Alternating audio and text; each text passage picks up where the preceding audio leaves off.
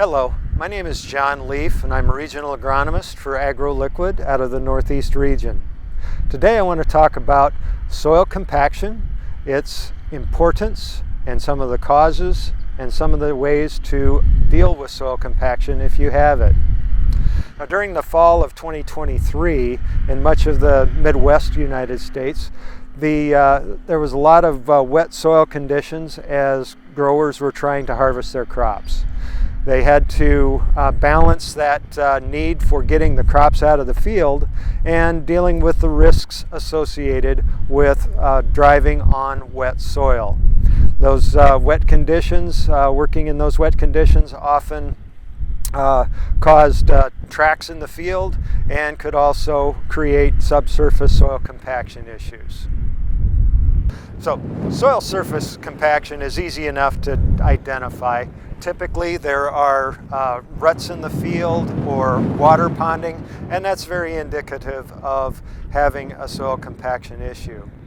Now, subsoil compaction can also be an issue, and that's a little harder to identify. Oftentimes when a field is being tilled, or if there's heavy equipment being run on a wet field, there is a soil compaction layer that happens down below the surface, and that can be a little more difficult to identify. Using tools like a penetrometer or a soil sampling probe can allow you to dig down and find where that soil compaction layer starts and where it might end. Well, dealing with soil compaction often takes several different steps. The first step is typically, as a short-term level, to try to break up that soil compaction layer with some tillage. A chisel plow or a deep ripper are often the tools that are used to break up that compaction layer below the surface.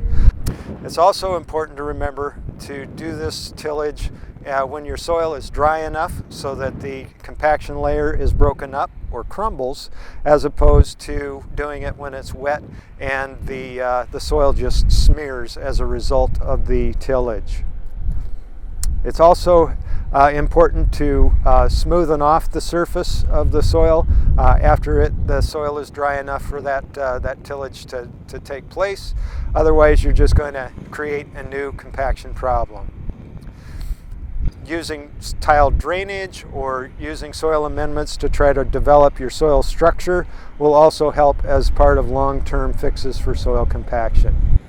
To recap, soil compaction is, in its simplest form, just compressing these pores of the soil so where that the water and the air cannot penetrate through, and the roots of your crops are not able to penetrate and get water and crop nutrients. The best way to address a soil compaction issue, if you have one, is with the proper tillage at the proper time, not having your soils too wet, and trying to do long-term strategies to maintain soil structure and good drainage. So if you have any questions with regard to soil compaction, please reach out to your Agroliquid agronomist or sales account manager, and they can provide you some additional information on how to deal with soil compaction issues.